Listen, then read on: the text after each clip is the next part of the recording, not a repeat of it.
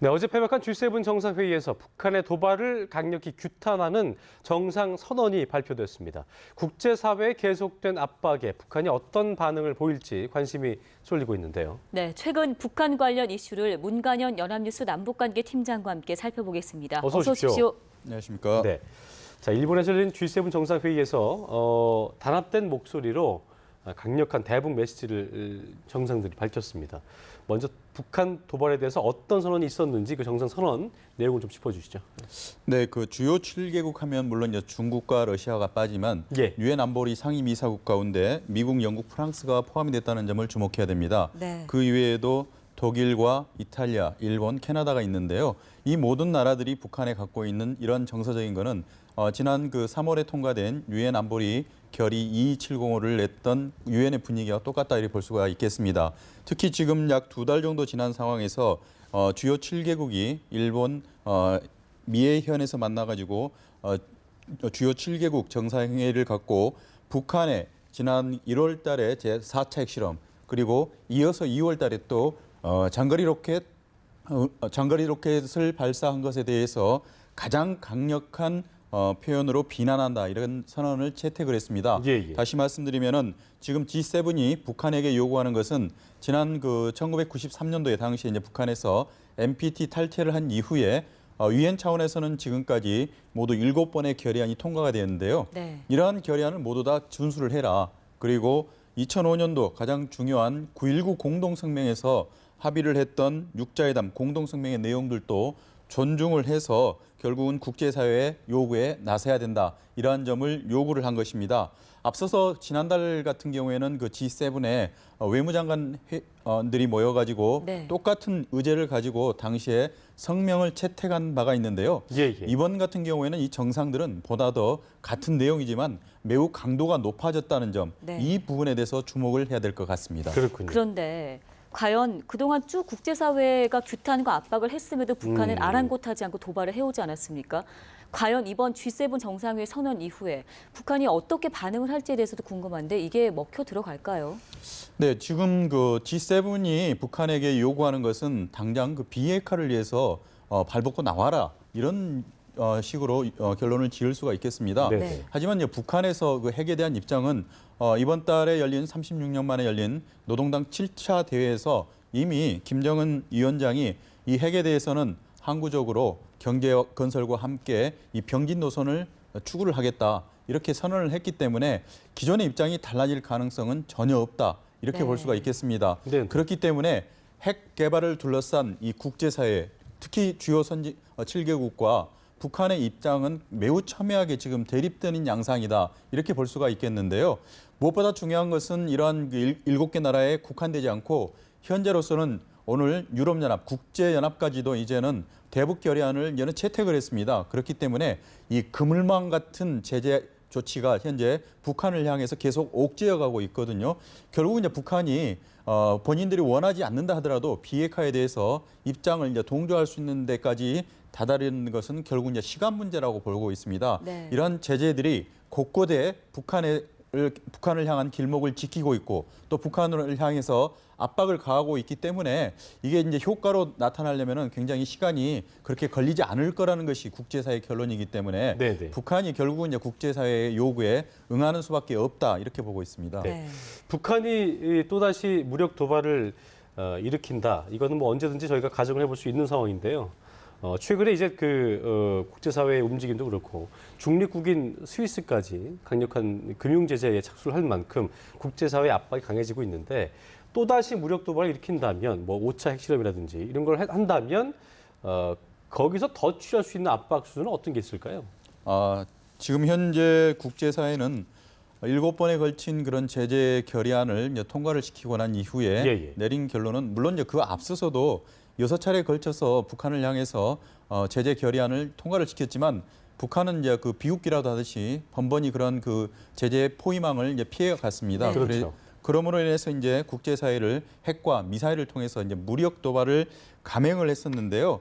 일단 국제사회는 이 제재에 대해서 북한이 아파하는 만큼 더 이상 이제는 그 피할 수 없는 곳까지 몰아가겠다는 것이 현재 입장입니다. 연합뉴스가 어제 이제 통일준비위원회와 함께 2016 한반도 통일 심포지엄을 개최를 했었는데요. 네. 이 자리에서 이제 방금 앵커께서 말씀하신 질문에 대해서 많은 답들이 나왔는데 네. 특히 현재 북핵 문제를 주관하고 있는 우리 측 차석 대표인 김건 외교부 북핵 외교 기획단장의 발언들이 굉장히 관심을 끌었는데 그동안에 북한은 도발 그리고 이에 대한 우리의 이제 보상 이런 보상을 위해서 이제 대화를 했었는데요. 그리고 또 다시 재도발하는 이런 악순환을 계속 해왔었는데 이제 더 이상 이러한 악순환의 고리를 끊겠다는 게 국제사회의 입장이고요. 그러한 입장이 결국은 유엔 안보리의 대북 결의 2270호로 이제 압축이 된 상태입니다. 그렇기 때문에 앞으로 이제 북한이 결국은 이 국제사회 요구대로 비핵화 나올 때까지 이러한 제재의 어떤 압박 강도 그리고 수위는 계속 높여가겠다는 것이 우리의 입장이라는 것을 김건 단장이 아주 설명을 잘했었습니다. 그렇군요. 네. 이런 가운데 에티오피아를 찾은 박근혜 대통령이 북한의 비핵화를 다시 한번 강조했는데 여기에 에티오피아 총리까지 한반도 비핵화를 지지한다고 얘기를 했습니다. 주목해야 할 점이 에티오피아면 북한의 전통적 우방국인데 이런 발언을 했다. 앞으로 그럼 좀 상당한 대북 압박 효과를 거둘 것이란 전망이 나오던데 어떻게 예상하시는지요? 네, 아프리카 외교를 놓고 70년대 당시에 이제 남북 간에 굉장히 큰 접전이 벌어졌다 이렇게 표현할 수도 있는데 네. 이번에도 역시 마찬가지로 박근혜 대통령 아프리카 방문을 즈음해서 북한의 김영남 최고인민회의 상임위원장이 적도 기니를 방문하고 이제 북한으로 돌아갔었는데요. 이런 아프리카에 공을 들이는 이유는 결국은 국제사회에서 얼마만큼 남북한 특히 이제 북한으로서는 자신들의 지지할 수 있는 기반을 확보하느냐에 대해서 목을 매달고 있기 때문입니다. 네. 그동안에 에티오피아 같은 경우에는 아프리카에 있는 국가 가운데 유일하게 참전을 했던 국가입니다. 특히 당시에 에티오피아의 황제 같은 경우에는 본인의 친위대, 그게 우리식으로 표현하자면 청와대 경호실 병력을 파견을 해서 결국은 우리 한국에서 공산 병력의 침략을 무찌르도록 배려를 했던 나라입니다. 네. 하지만 이제 75년도에 당시에 이제 사회주의 혁명이 일어나서 북한과 결국 이제 여러 가지 면에서 에티오피아는 친분을 유지를 했었고요. 북한에 대해서 가장 거리상으로는 물리적으로는 먼 곳에 있다 하더라도 에티오피아가 북한에 대해서 지지를 했던 그런 점은 굉장히 북한에게는 우호적이었고 굉장히 외교적인 자산으로 작용을 했었습니다. 하지만 이번에 박근혜 대통령이 에티오피아를 이제 방문을 해가지고 결국은 북한의 비핵화에 대해서 얘기를 했을 때 하일레 마리암 총리가 이 회담에서 발언을 하기를 한반도 불안정을 초래하는 북한의 무책임한 행동에 대해서는 에티오피아는 결국 이 남한과 한국과 같은 편이고 함께 늘 하겠다 이렇게 또 발언을 했습니다. 네. 북한에서 이 얘기를 들으면 상당히 놀랄 만한 발언들입니다. 그동안에 전통의 동맹관계 또는 우방의 국가였던 에티오피아의 총리가 이런 식으로 발언을 했다는 것은 굉장히 북한에게는 놀라운 사실이고 우리로서는 이 북한의 그런 핵 도발이 국제적으로 얼마나 비난을 받고 있는지를 확인하는 아주 단면이다 이렇게 볼 수도 있겠습니다. 네. 김정은이 이제 7차 당대회 통해서 당 위원장 최고 지위에 올라가면서 어떤 국제사회 이런 압박에 대해서 본인이 쉽게 수긍하겠느냐, 비핵화 의지를 보이겠느냐, 이거는 굉장히 요연해 보인다는 그런 기사들이 많이 있던데 북한이 이런 국제사회의 어떤 강력한 압박에 대해서 어떻게 나올지 궁금해지는데요. 이런 점에서 이제 최근에도 저희가 군사간 당국회담을 하자고 북한이 제의왔지만 저희는 이제 비핵화가 우선이다라고 하면서 거부를 했었죠. 그래서 이런 걸 또 도발의 명분으로 삼아서 또 침투해 오지 않겠냐, 도발을 하지 않겠냐 이런 우려 섞인 목소리도 있었는데 어제 이제 오전에 북한 단속정과 어선이 서해 NLL을 침범했습니다. 이게 어떤 의미라고 저희가 좀 볼 수 있을까요? 네, 어제 같은 경우에는 연평도 근해에서 서해 북방 한계선 NLL에 먼저 북한의 어선이 NLL을 침범을 했습니다. 그래서 이 어선을 단속하기 위해서 북한의 연락선이 이제 따라 들어왔었는데요. 결과론적으로 말씀드리면은 이런 북한의 두 함정이 우리 NLL을 침범을 했었고요. 우리 측에서는 이에 대해서 경고 사격 5발을 해서 결국은 약 10여 분 만에 상황이 종료가 되고 북한 함정은 이제 돌아갔었는데 서해 북방 한계선에서는 이러한 일들이 심심치 않게 벌어지고 있습니다. 하지만 이제 올 들어서는 지난 2월 달에 딱 한 번 이제 북한이 장거리 미사일 광명성호를 당시에 발사한 이후에 이번 같은 경우 이제 두 번째 벌어진 상황입니다. 네. 네네. 특히 이제 요즘 들어서는 그 꽃게잡이철을 맞이해서 북한뿐만이 아니라 중국 어선들이 매일 하루 평균에 북한 같으면은 약 140여 척, 중국 같은 경우에는 더 많은 240여 척의 배가 이 북방 한계선 인근에 밀집이 돼 있거든요.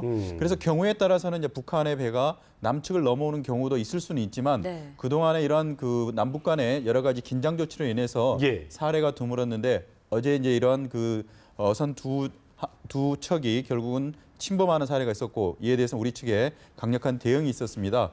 그렇기 때문에 앞으로 이제 북한에서 어제 도발이 만약에 우발적인 그런 그 국경 침범이었다면은 네. 사실은 이제 앞으로는 그럴 가능성은 없겠지만 만약에 북한에서 우리 측의 대비 태세를 떠보기 위해서 한번 NLL을 이렇게 슬쩍 넘어와 봤다 이런 차원이었다면은 보다 더 강도는 좀 높아질 것 같고요. 이로 인해서 남북 간의 긴장은 고조될 수밖에 없는 사실 이제 서해 5도 같으면은 한반도의 화약고다 이렇게 표현을 그렇죠. 하는데요. 예. 이게 건들면 터질 수밖에 없는 그런 지역인데 북한의 의도가 정확히 어떤 부분에 대해서 예. 현재 우리 군은 그 분석 작업을 아주 면밀히 하고 있는 것입니다. 네, 알겠습니다. 문 기자 조금 전 얘기해 주신 것처럼 예. 우연인지 떠보기 위해서인지 참 해석이 분분합니다. 그런데 북한이 다른 말을 하고 있는데 먼저 북한의 얘기 듣고 다시 오겠습니다. 들어보시죠. 포사격을 가하는 것으로 정세를 극한으로 몰고 가 우리가 도발에 말려들게 한 다음 또다시 반동 언론들을 내세워 우리의 도발로 여론을 오도시켜보려는 상투적인 수법이다. 도발자들은 무모한 선불질을 해댄 후과가 얼마나 처절한가를 두고두고 후회하게 될 것이다. 네, 항상 느끼는 거지만 굉장히 표현이 삭막합니다. 예. 우리 측이 먼저 도발을 했다는 얘기예요, 지금. 네, 우리가 먼저 계획적으로 의도적으로 북측에 대해서 도발을 하도록 유도를 했다. 네. 이렇게 보고 있는데요. 지금 그 북한에서 주장하는 거는 사실은 그 어선뿐만이 아니라 이 어선을 단속하려고 나섰던 이 연락선도 대포나 이러한 것들이 한 문도 없었는데 네네. 이러한 그 비무장 어선을 향해서 우리 측에서 무자비하게 그런 그 공격을 했다, 경고 사격을 했다 이러한 부분에 대해서 의도가 있는 것이 아니냐. 그러므로 인해서 자신들의 어떤 그 대응 사격을 유도를 하고 네. 만약에 북한에서 그에 대해서 대응 사격을 했다면은 우리 측 남한 언론들이 북측의 이러한 그 무력 도발에 대해서 여러 가지 선전전을 펼침으로 인해서 북한을 하나 했던 그 도발자로 몰아가려고 하는 계획된 이러한 흉계였다는 것이 방금 들은 이제 북한 측의 주장의 네. 요지라 이렇게 볼 수가 있겠습니다. 네. 예. 이 최근까지 보면은 그 계속해서 아까도 말씀드렸지만 굉장히 대화 공세를 대화 공세를 보여왔는데 갑자기 또 이렇게 그 다른 모습을 보이는 게 뭐 일론 뭐 어색하지는 않겠습니다만 북한의 이런 행동들 때문에 저희가 북한의 어떤 그 진정성을 항상 의심해보고 그런 거 네. 아니겠습니까? 어떻게 보십니까? 네, 맞습니다. 지금 그 김정은 위원장이 그 노동당 7차 대회를 통해서 남북 간에 군사회담을 개최해야 된다. 네네. 그 필요성에 대해서 강조를 한 이후에 지난 20일부터 북한에서 이제 국방위원회뿐만이 아니라 총참모부 또 모든 기구 또는 김기남 그 부위원장 등 이러한 여러 기관과 인물들을 총동원을 해서 대화 개최의 필요성에 대해서 강조를 하고 있거든요. 그런데 어제 같은 경우에는 이제 북측에서는 이러한 것이 분명히 다분히 굉장히 의도된 도발이라고도 볼 수는 있지만 오늘 아침에 북한에서 총참모부에서 이제는 통첩장을 발표를 했는데요.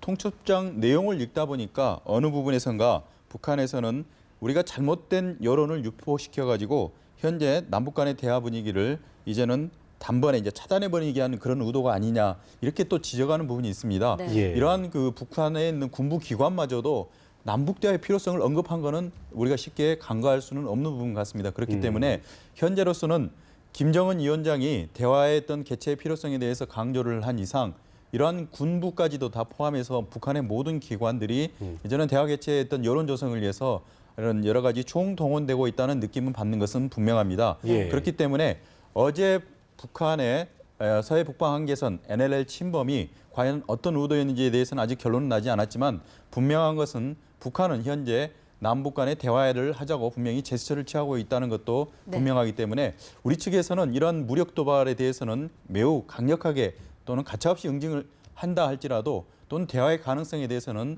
문을 열어놓고 또 대비는 해야 될 것 같습니다. 그렇군요. 그런데 궁금한 게 북한의 모든 이런 행동들이 그 도발하기 위해서 명분 쌓기 위한 거 아니냐는 해석이 나와요. 지금 네. 구체적 시기까지 나온 게 8월 달에 한미 을지 프리덤 가디언 훈련 있잖아요. 그 시기에 도발할 것이라는 전망 나오던데 어느 정도로 예측하시는지요? 근데 북한에서는 무엇보다도 매년 연례적인 그 3월 달에 있는 키 리졸브와 독수리 연습 그리고 8월 달에 있는 을지 프리덤 가디언 이 군사 훈련에 대해서는 굉장히 강력하게 반발을 하고 있고 이에 대해서 군사적 응징까지도 선언을 하고 있는 상태인데요. 네. 현재로서는 그 앞으로 남은 기간 동안 그러니까 다음 달 같은 경우에는 6.15 정상회담 선언 이제 계기가 오고요. 이어서 또 2달 만에 8월 달에는 우리 측이 이제 또 한미 합동 군사 훈련을 현재 준비를 하고 있는데 예. 만약에 이제 북한 측에서는 이 다음 달 그리고 이제 7월 달까지 당분간은 이제 대화 촉구 공세를 계속 이어가고 분명히 본인들도 이러한 남북 대화의 필요성을 강조를 했는데도 남측에서 제재의 압박을 계속 가하면서 받아들이지 않았다. 방금 말씀하신 대로 이런 명분 축적이 끝난다면은 8월 달에 을지 프리덤 가디언 훈련을 계기로 군사적인 도발을 감행할 가능성은 높은 상태라고 볼 수가 네. 있겠습니다. 저희 끝으로 좀 재미있는 질문을 좀 드려보겠습니다. 김정은의 이모가 이제 미국 언론과 인터뷰를 했는데 김정은이 들었으면 기본적으로 개인적으로 기분은 좀 좋지 않았을 것 같아요. 1984년생이다. 성격이 급하다. 뭐 이런 얘기를 그러니까 좀 확인되지 않은 비화들을 늘어놓은 건데요. 이게 김정은 입장에서 어떻게 좀 받아들일 것인지 그리고 이게 또 김정은의 앞으로의 어떤 북한 내에서의 우상화 작업 이런 거엔 영향을 좀 미칠 수 있을지 끝으로 좀 전망을 해주시죠. 네, 김정일 국방위원장에게는 두 여자가 있었습니다. 예. 성혜림이 있었고요, 고영희가 있었는데 결국은 그 아들들이 나왔는데 그 고영희의 아들이 현재 북한의 김정은 위원장이 됐습니다. 네. 한 가지 재미있는 것은 성혜림의 언니인 성혜랑은 96년도에 미국으로 망명을 했습니다. 그리고 고영희의 여동생인 고영숙은 2년 뒤인 98년도에 또 역시 스위스에서 미국으로 망명을 해가지고요. 어떻게 보면 다른 연적의 언니 동생이 미국이라는 하나의 같은 공간에서 살아가고 있는 상태인데 네. 그 고영숙이 스위스에서 망명하기 직전에 김정은의 해외 유학을 도왔었던 상태입니다. 그렇군요. 그렇기 때문에 김정은과 자신의 아들이 동갑내기이고 그렇기 때문에 같이 성장하는데 옆에서 도왔기 때문에 누구보다도 김정은 제1위원장의 인간적인 면모나 이런 부분에 대해서는 잘 알고 있다 이렇게 볼 수가 있는데요. 네. 이러한 그 고영숙의 입을 통해서 현재 미국 언론들이 김정은 위원장에 대해서 이제 조명을 하기 시작을 했습니다. 그렇기 때문에 굉장히 긴장을 할 수밖에 없습니다. 일단 관심 있는 것은 그 고영숙 같은 경우에는 어떤 그 핵심 민감한 사안이라고 할 수 있는 핵과 미사일 개발에 대해서는 본인들은 모른다고 했지만 이 핵과 미사일보다 더 무서운 것은 북한에서 최고 존엄으로 삼고 있는 김정은 위원장의 개인적인 그러한 신변적인 내용들을 갖다 말을 하기 시작했다는 부분입니다. 네.